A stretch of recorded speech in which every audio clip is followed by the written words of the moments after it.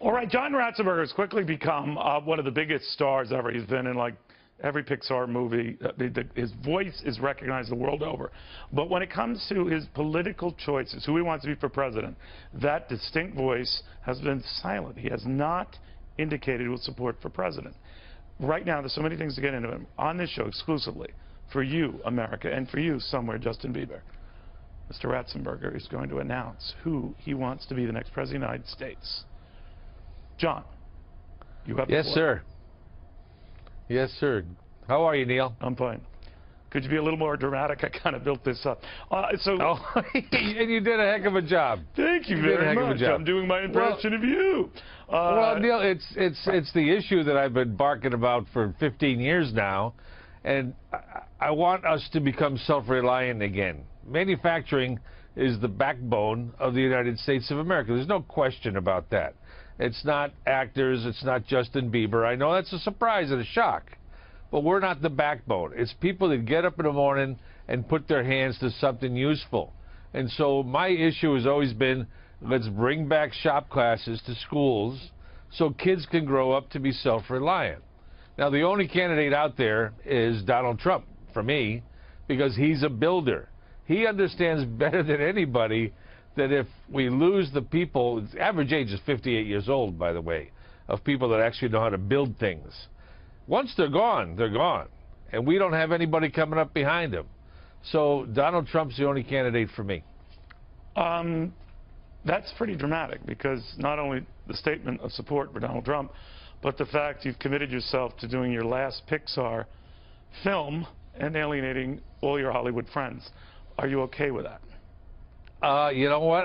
When I walk out the door, I'll see what my email box is. But you know, my friends who have been friends for a lot of years really understand how adamant and passionate I am about this issue.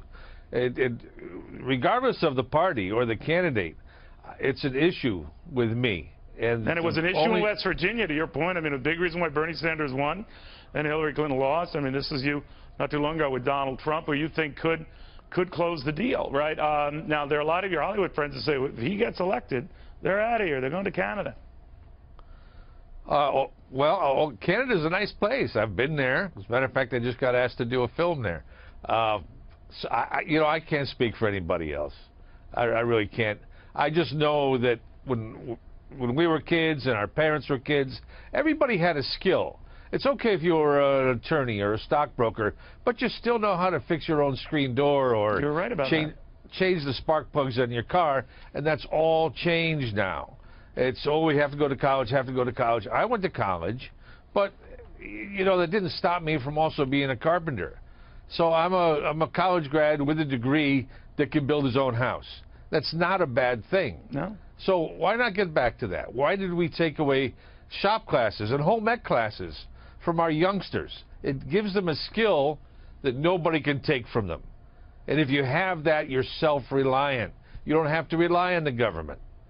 So maybe it's social engineering is what started happening 30 years ago when they said, oh, let's make everybody the same and let's have everybody go to college and take away these skills. But we shot ourselves in the foot. Yeah. Someone still has to build and repair the planes, You're absolutely right. ships, and the trains. Now, these spark plugs you alluded to, they're in cars, I guess? Yeah. Okay. Yeah.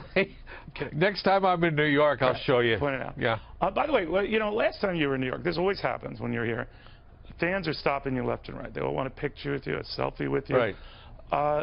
Did you ever feel tempted to pull a Justin Bieber and say, I can't be bothered? You're getting in the way.